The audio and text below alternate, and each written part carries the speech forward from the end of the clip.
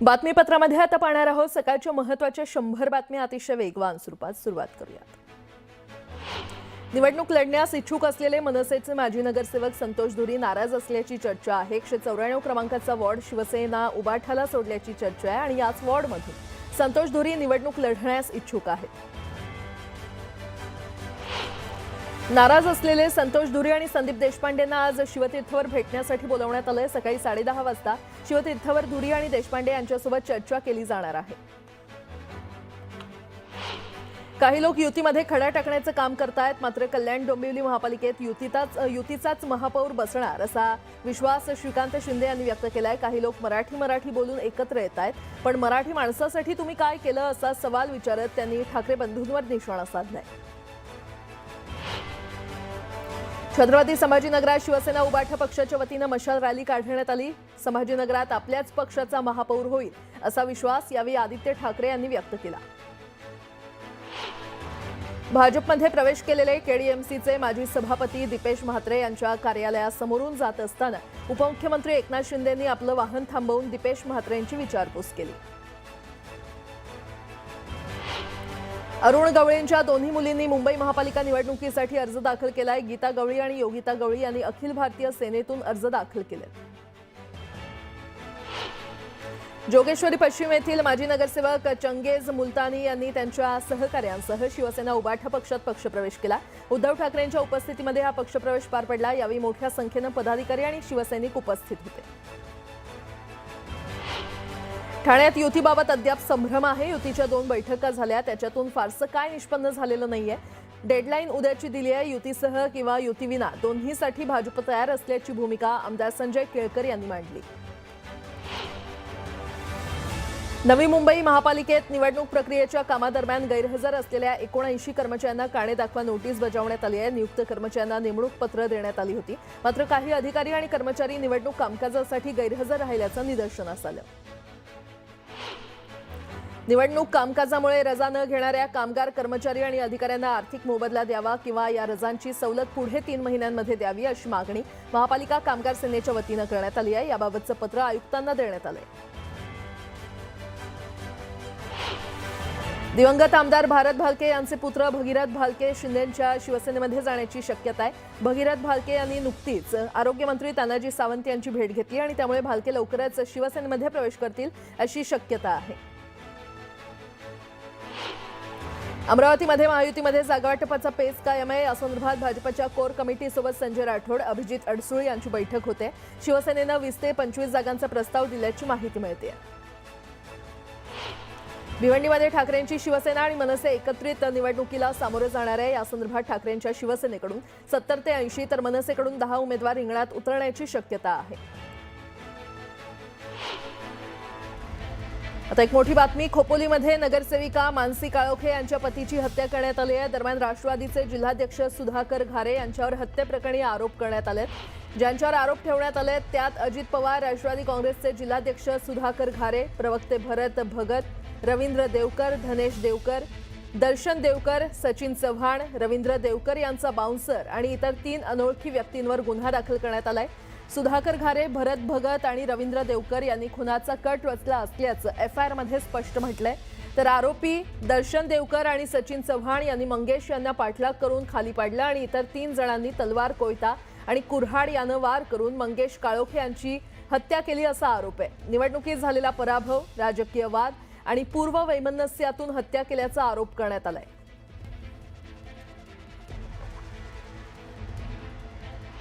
जोपर्यंत सर्व आरोपी अरेस्ट होत नाही तोपर्यंत आम्ही इथनं हलणार नाही.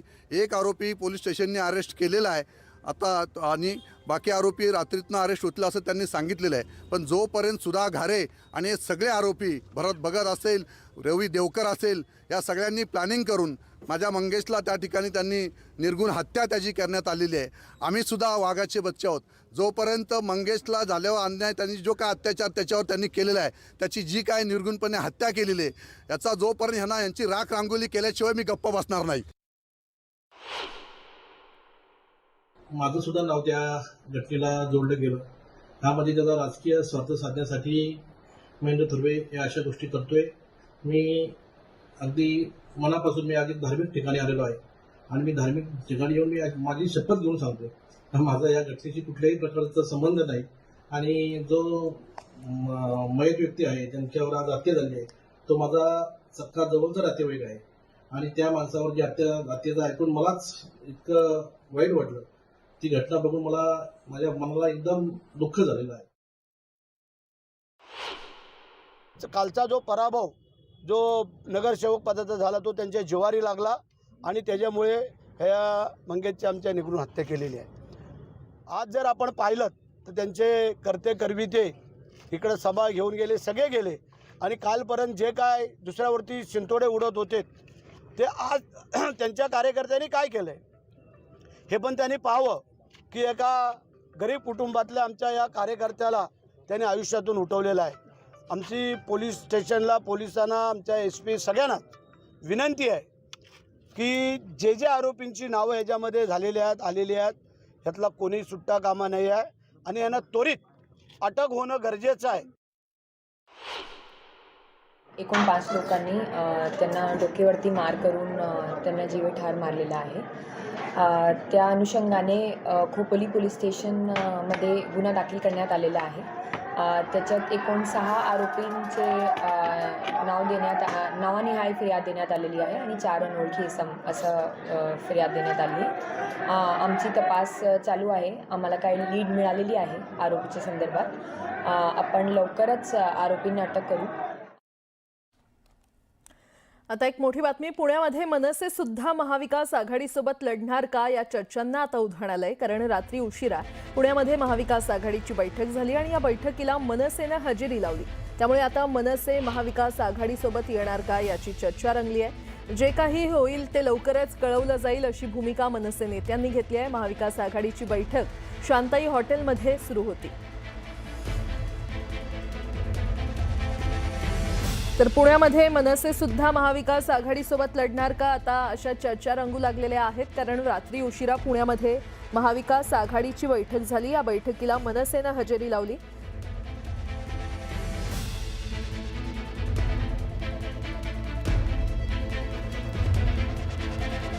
पुन्हा एकदा बातम्या पाहणार आहोत वेगवान स्वरूपात. बीडच्या नवनिर्वाचित नगरसेविकेच्या पतीचा उन्माद पाहायला मिळाला. पत्नीच्या विजयी मिरवणुकीत पतीनं नोटा उधळल्या. धनंजय मुंडे यांचे निकटवर्तीय राजा खान यांच्याकडून नोटांची उधळण करण्यात आली. नोटा उधळतानाचा व्हिडिओ सोशल मीडियावर व्हायरल झाला. नंदुरबारच्या शहादात शहरातील नगराध्यक्ष पदभार स्वीकारताच ॲक्शन मोडवर आलेत. शहरातील कचऱ्याचा प्रश्न तातडीनं मार्गी लावण्याचे आदेश नगराध्यक्षांनी अधिकाऱ्यांना दिलेत. त्यासोबत तयार खताचं तातडीनं वितरण करण्याचे निर्देश देखील त्यांनी दिले. चंद्रपूरच्या पोंभुर्णामध्ये मोफत वाळू वाटप योजनेची अंमलबजावणी झाली. सुधीर मुनगंटीवार यांच्या उपस्थितीमध्ये घरकुल लाभार्थ्यांमध्ये वाळू वाटप सुरू करण्यात आलं.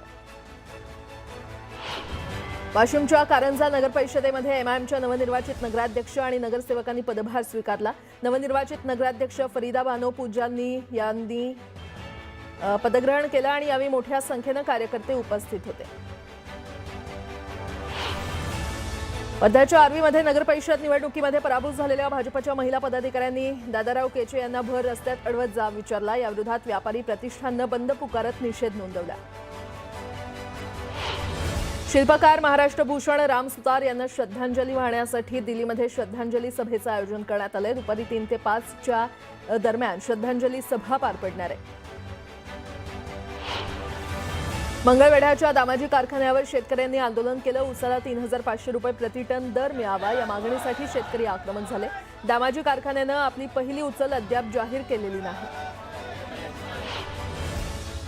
हिंगोलीच्या कळमनुरी शहरातील दारू विक्रीच्या मुद्द्यावरून स्थानिक महिला आक्रमक झाल्या. महिलांनी मद्य विक्रीचं दुकान तातडीनं बंद करण्याची मागणी केली. शिवसेनेच्या नवनिर्वाचित नगराध्यक्ष अश्लेषा चौधरींच्या नेतृत्वात हा मोर्चा काढण्यात आला होता. चोपड्यात हिंदुत्ववादी संघटनेच्या वतीनं बांगलादेशचा निषेध नोंदवण्यात आला. बांगलादेशातील हिंदू बांधवांना संरक्षण द्यावं अशी मागणी यावेळी करण्यात आली. राज्यातील 29 महापालिकांसाठी 15 जानेवारी 2026 या दिवशी मतदान पार पडणार आहे आणि या पार्श्वभूमीवर राजकीय घडामोडींना वेग आलाय. अनेक नेत्यांचे पदाधिकाऱ्यांचे भाजपमध्ये प्रवेश होत आहेत, तर सोलापुरात देखील मोठ्या प्रमाणात भाजपमध्ये प्रवेश झाले आहेत. दरम्यान आगामी निवडणुकांच्या संदर्भात सोलापुरातील भाजपचे आमदार विजयकुमार देशमुख यांनी भाजपला घरचा आहेर दिलाय.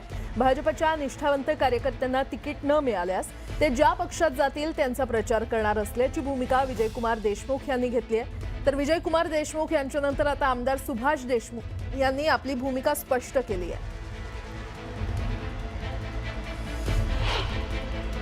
निष्ठावंत कार्यकर्त्याला न्याय मिळो न मिळो, निष्ठावंत कार्यकर्त्याच्या पाठीमागं उभारण्याचं माझं कर्तव्य आहे. कुठल्याही निवडणूक असू द्या, लोकसभा असू द्या, विधानसभा असू द्या किंवा कुठलेही कामं असू द्या, भारतीय जनता पक्ष कार्यकर्ता शहरचा कधीच मागं पडला नाही.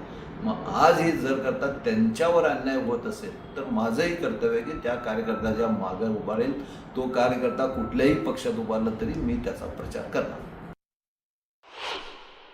मला जो मुख्यमंत्री साहेबांनी किंवा आमचे प्रदेशाध्यक्ष साहेबांनी जो शब्द दिलेला आहे, जे मला सांगितलं आहे की यावेळेस कोणालाही उमेदवारी नाही, या ह्याच्यावरती प्रवेश देतो आहे आपण, असं सांगितलेलं आहे. आणि मला माझ्या नेत्यावरती विश्वास ठेवावा लागणार आहे. आणि मला खात्री आहे की बहुतेक ते असं कुणाला देणार नाहीत.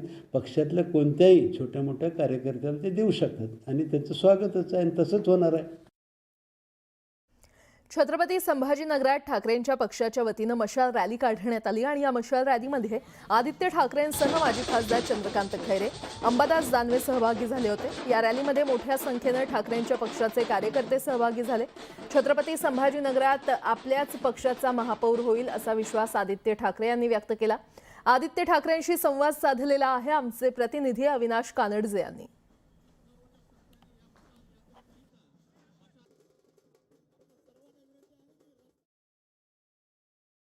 मशालचा उत्साह बघून काय वाटतं?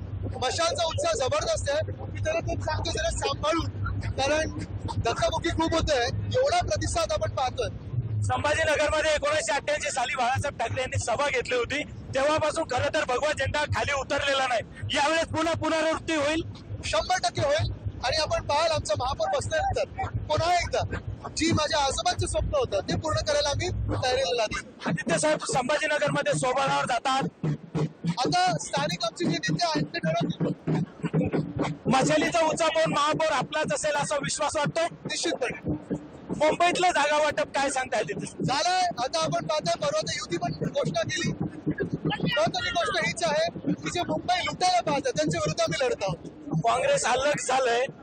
मनसे आणि शिवसेना मुंबईमध्ये पुन्हा एकदा महापौर, तो त्यांचा निर्णय आहे. पण महापौर हा मुंबईचा मराठीच होईल आणि आमचाच होईल.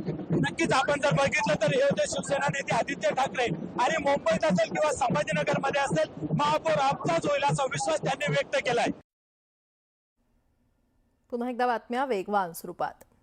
नवजात बालकांचा मृत्यूदर कमी करण्यासाठी बेबी केअर किट योजना सुरू करण्यात आली आहे. मात्र गडचिरोलीतल्या कुरखेडात बेबी केअर किट धूळ खात पडल्याचं दिसून येत आहे आणि त्यामुळे नागरिकांनी संताप व्यक्त करत नवजात बालकांसाठी किट उपलब्ध करून देण्याची मागणी केली आहे.